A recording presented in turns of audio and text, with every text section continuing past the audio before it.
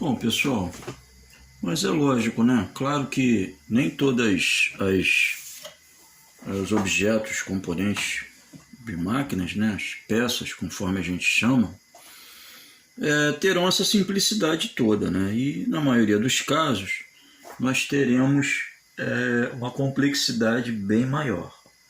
Mas os recursos dos cortes, eles têm mesmo essa característica da flexibilidade. Então, de acordo com a nossa necessidade, nós poderemos, né, utilizar outros recursos, por exemplo, o corte composto. Bom, vamos dar uma olhadinha primeiro no objeto representado. Como é que a gente agora vai representar lá vista frontal, vista superior, vista em corte, plano de corte? Como é que a gente poderia fazer isso agora? Já que o plano secante longitudinal atingiria apenas dois desses furos, anteriores ou posteriores, ou atingiria o nosso furo central, ou de repente um corte total transversal, um plano secante transversal, atingindo também o central ou dois dos periféricos. Então, nós teríamos, se houvesse apenas o recurso do corte total, nós não teríamos muitas opções a não ser dois cortes e duas vistas em corte. De repente, um total longitudinal para demonstrar dois periféricos, conforme nós já tínhamos previsto, e um transversal para mostrar o furo central.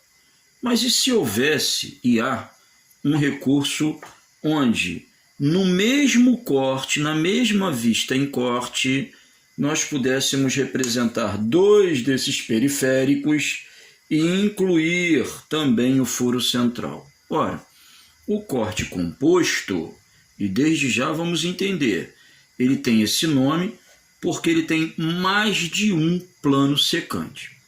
Nós vimos no caso anterior que seja o corte total, longitudinal ou o transversal, ele terá apenas uma direção, mas o corte composto pode ter mais de uma direção. Tecnicamente, mais de um plano secante, já que as direções em desenho técnico chamamos de planos secantes. Mas como é que é isso, Tavares? Ora, nós poderíamos muito bem idealizar, da mesma forma que o caso anterior, uma entrada e também com um desses planos secantes atingindo um dos periféricos e desviando o nosso plano secante para uma segunda direção, atingiríamos então o furo central e, claro, né, a partir daí, voltando para o plano secante original, a gente volta para o periférico anterior, né? Assim como esse, e nós teríamos aí, uma direção, duas agora, ok? Não contamos o desvio, porque não observamos em verdadeira grandeza, uma vez que vamos verificar pela vista frontal. Lembrando que largura na vista frontal nós não verificamos comprimento e altura. Então, uma direção, a segunda, e voltamos para a primeira. Então, aqui não é um caso de três planos secantes. Essa direção é a mesma dessa aqui, e aqui uma segunda direção. E da mesma maneira, poderíamos observar pelo plano frontal, ou seja, a nossa vista em corte, que lógico não seria exatamente essa aqui, ela continuaria ainda sendo a vista frontal. Bastando para o nosso corte, em homenagem aqui ao corte composto, eu vou chamar de corte C para C. Bastando para a nossa vista em corte apenas acrescentar, então, o nosso furo central. Então, a nossa vista em corte agora ela vai ficar representada dessa forma aqui, ó.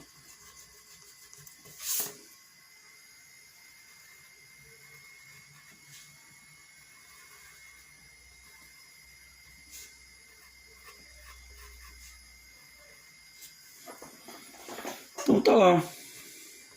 Temos a nossa vista em corte, que é a vista frontal, ou simplesmente podemos chamar, né, de corte. E é com esse plano secante, dessa maneira que idealizaríamos o corte. Já o nosso plano de corte, vista em corte, plano de corte, naturalmente que sofreria também uma mudança, não é? Teríamos que incluir então o desvio para alcançar lá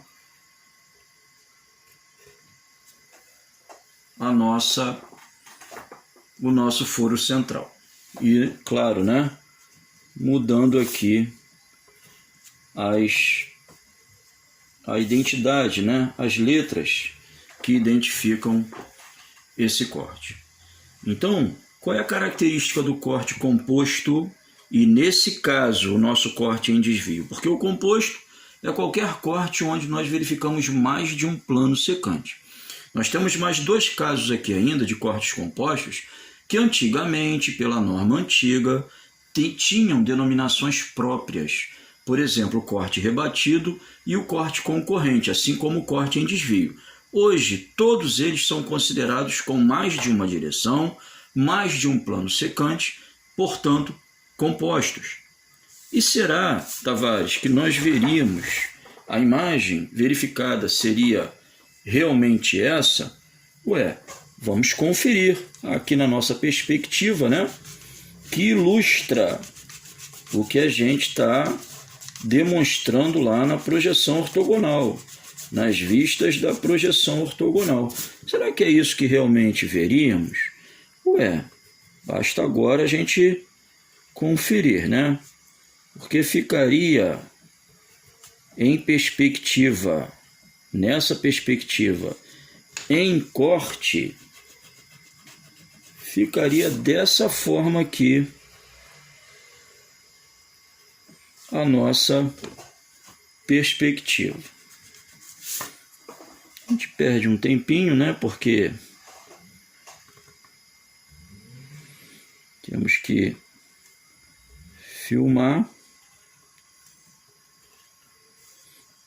mas vale a pena a gente conferir.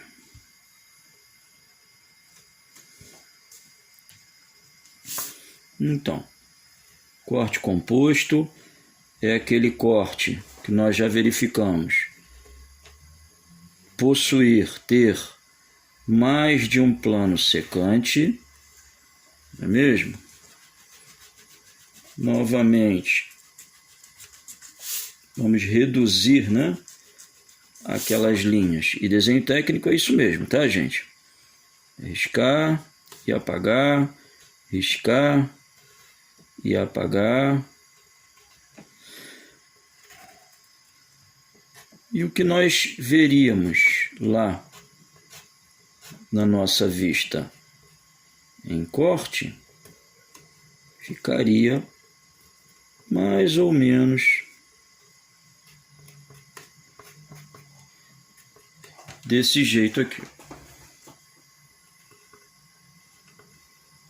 Peço desculpas a vocês pela falta de jeito, porque realmente